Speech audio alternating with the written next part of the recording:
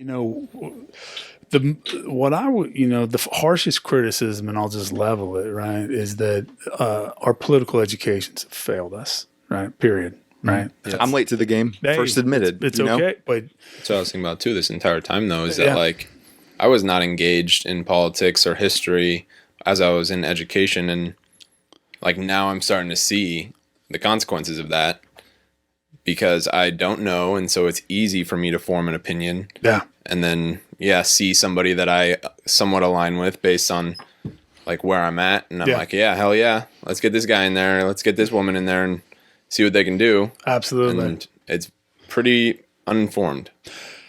My mom is the best person I know. I love her. She's, she tells me she loves me every day. I tell her I love her every day. She's my best friend. And in the past, my mom's getting better. But in the past, my mom would say, he seems nice. I think I'm going to vote for it. Right. It's like, yeah, that's the problem. Right. I think that's incredibly common, I think, because I'll admittedly, for the first few years of my being of age, I was in the camp where I felt so uneducated that it felt almost irresponsible for me to vote. So I, for the first few years, did not vote. Yeah. And like, especially as I'm getting older, I'm like, okay, like that whole idea of like your vote really matters is important. And I feel like an educated vote matters more. Yeah. So I'm, so I don't think I think that's an unfortunately common way of voting is like, oh, that seems like a pretty good dude. Seems like a nice person. Yeah. I'm curious about that too. So you're saying like it's part of the education system that's kind of failing us, and like, what else is it that people aren't informed and involved? Yeah, it's again, it's a great question, and I do think the harshest criticism is our political educations have failed us.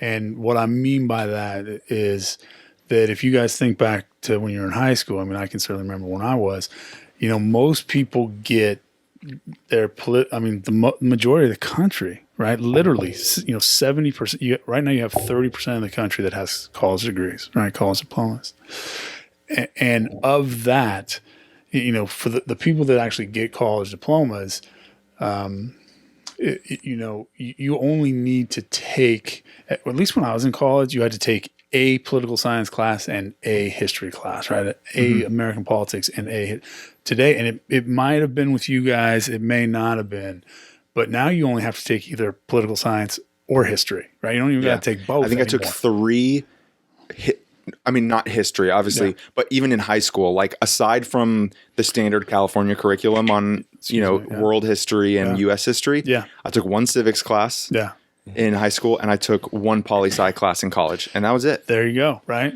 And I'm sure most people can agree that 1 half a semester class on a specific subject matter is not nearly enough to really even carry on a coherent conversation.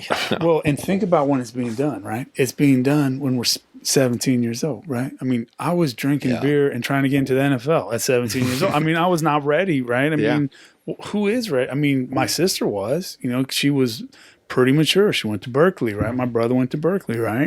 They were more thoughtful people, but that's not the average person, I mean, I was more of a regular person, and I mean, I wasn't ready. Not to mention, I didn't know what they were talking about. That was the other problem, right? At 17 years old, I was like, no worldly context at that young of an age. Absolutely. To know really what this means. And so you think, right? Why do we pick the wrong people, or, why do so many things happen? Well, you're getting your political education at 17 years old, right? And then that's 70% of the population, right? Next year, you're like, all right, pick someone. Yeah, right. And then you pick whatever news network you're going to listen to from here on out. Yeah. And like you're, maybe whatever credit hours you got plus MSNBC or Fox is your political education and maybe something you read in the Times. Absolutely. Yeah, it's not nearly enough. It's not nearly enough. Absolutely. It's not nearly enough. And, and I'm not sure exactly the direction of your guys' political science classes. I know what Nicholas's direction was, right? But you've got to have a professor that's going to even talk about things that I would say actually matter, right? Because some political science professors, that's the mainstream actually, is just to be all it's if you get into the wrong political science class, you're in the wrong political science class. Right? Yeah. I mean, you're going to have a class where you're like, there's 100 senators, they serve 6 years. I mean, it's just not that exciting, right? I mean, it's just so that's part of it is just getting even.